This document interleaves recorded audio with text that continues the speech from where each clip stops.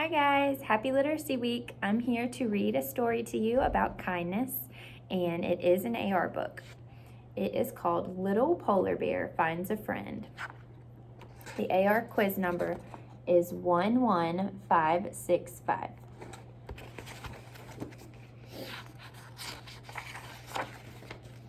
Little Polar Bear Finds a Friend. Lars the little polar bear was very lonely. As he gazed across the cool blue ocean, he wished he had a friend to play with. When he got home, Lars's mother could tell right away that something was wrong. "Why are you so sad?" she asked. "Because I have no friends here," said Lars glumly. "Don't worry," said his mother. "One day you'll find someone to play with." The next morning, when Lars went out for a walk, he thought he saw another little polar bear standing next to a big wooden box. "I should go over and say hello," thought Lars. But when he got closer, he realized that the polar bear was made of wood. Lars smelled food, so he walked into the box to see what it was. Suddenly there was a loud bang, and the door on the end of the box snapped shut. Lars was trapped. It was so dark inside the box that Lars couldn't see a thing. He threw himself against the door, but it wouldn't open. Lars sat in the box for hours. He thought about his parents and how worried they must have been when he didn't come home. Suddenly, he heard voices outside. The box began to move, and Lars felt it being lifted. He was very scared. The box bumped up and down and rocked back and forth for another hour. When it finally stopped moving, Lars cried out, but no one opened the door. Then the box began to shake, and Lars heard a loud roar. He felt as if he was being pushed downward and backward, and there was a funny feeling in his tummy. Then the feeling passed. Lars was now very tired, so he curled up in the box and fell asleep. The next thing Lars knew, there was a loud crash, and at last the door to the box burst open. Lars found himself in a strange place filled with many wooden boxes and lots of strange smells. "Hey, little polar bear, come over here," said a deep, friendly voice. Lars looked up and was startled to see a huge walrus. "What are you doing here?" asked Lars. "I was trapped just like you," said the walrus. "The owl says we're being taken to a zoo." "What's a zoo?" asked Lars. "I don't know," grunted the walrus, "and I don't want to find out. Do you think you could lift the latch on this cage?" Lars banged the latch with his paws, and finally it swung open. The walrus lumbered out of his cage, and together they started to free all the other animals. As the cages were open, Lars was surrounded by many animals he had never seen before. But the biggest surprise came out of the last box, a little brown bear whose name was Bee. The walrus was very clever, and soon he'd found a way to escape. But all the animals were so happy to be free that they ran away, leaving the slow walrus behind. "Wait for me!" he cried after them. When Lars and Bee heard the walrus cry, they stopped, turned around, and went back to help their friend. "I'm sorry we ran off," said Lars. "We started this together and we'll finish together." By the time the three of them reached the woods, it was dark.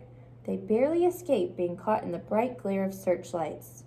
When they were deep in the woods and out of danger, Lars, Bee, and the walrus fell fast asleep. The next morning, when Lars woke up, he was surprised to hear Bee crying. "What's wrong?" asked Lars. "We're not in danger anymore." "It's my parents," sobbed Bee. "They were captured earlier, and I'll probably never see them again." "I'm sorry," said Lars, but then he had an idea. "Why don't you come home with me?" he said happily. "You can be my sister." "But won't your parents be upset because I'm brown?" asked Bee.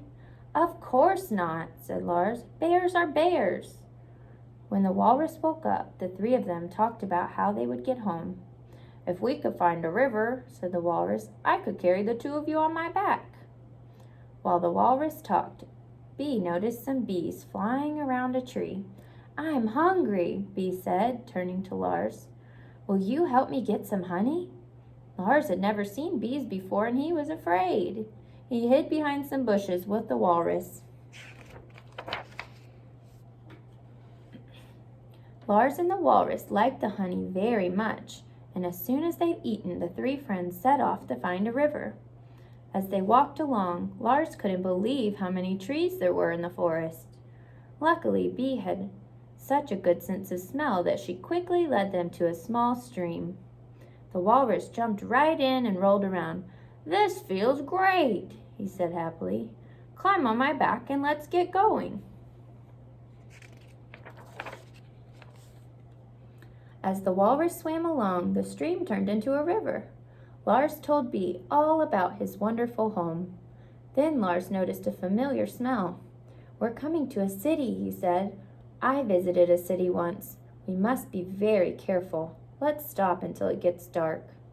While the three of them sat on the river bank and waited for the sun to go down, Lars told them about his adventure in the city.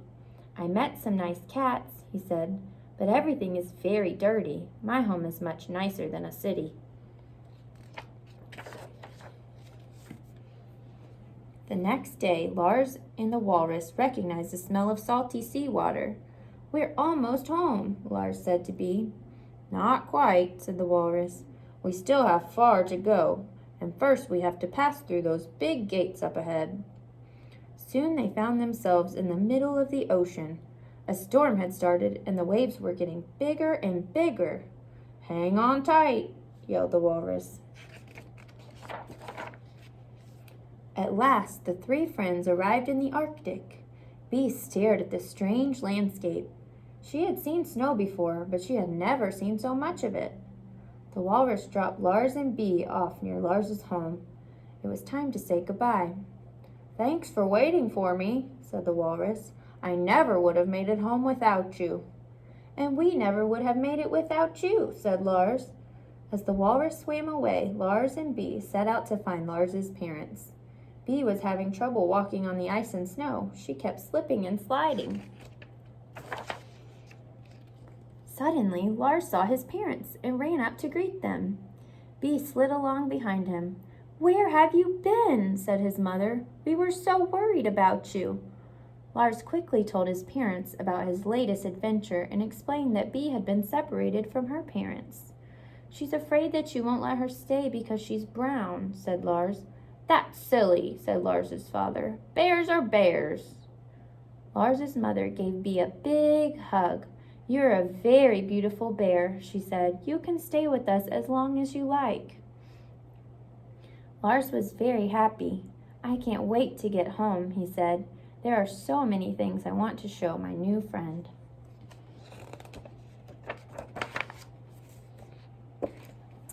All right. So the animals all showed kindness by helping each other, working as a team, and not leaving any of their friends behind. And the polar bears showed kindness by sharing their home with Bee and not caring about her fur being a different color. I hope you enjoyed the story, and I hope everyone chooses to be kind. Happy Literacy Week, guys!